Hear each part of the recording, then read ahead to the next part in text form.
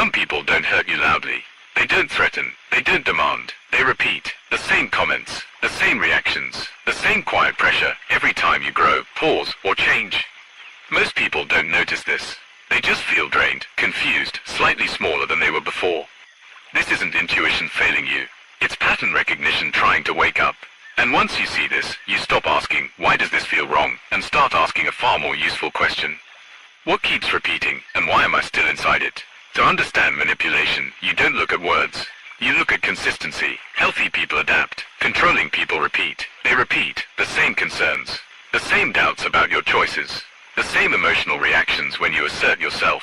Not because they're stupid, because repetition works. Patterns are efficient. They conserve energy, and human behavior always defaults to what once succeeded.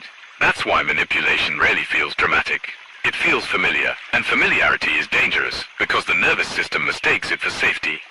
Once you notice repetition, the next question becomes, who benefits from this staying the same? The most effective manipulation wears a calm face.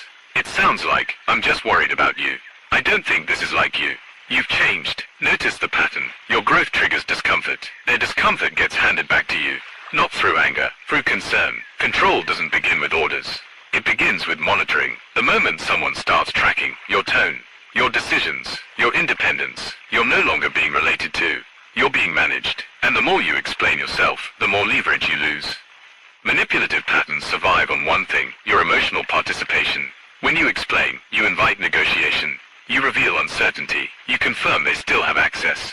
This is why certain people ask questions they already know the answer to.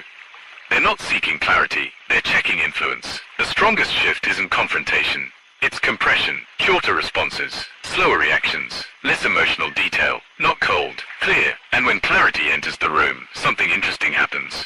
When patterns break, people reveal themselves. Some adjust, some respect you more, some become strangely irritated. You may notice subtle guilt, sudden distance, passive resistance, jokes that feel sharp.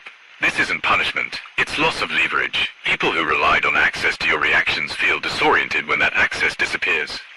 And that discomfort tells you everything you need to know. The goal isn't to dominate people, it's to stop offering yourself as an entry point.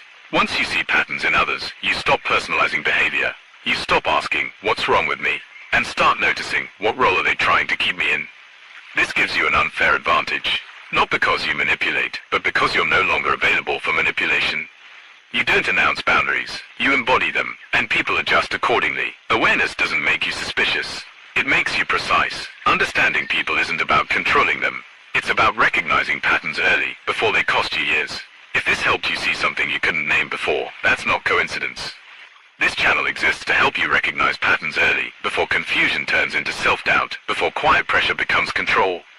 If you want to sharpen that awareness and understand human behavior before it's used against you, subscribe to our channel.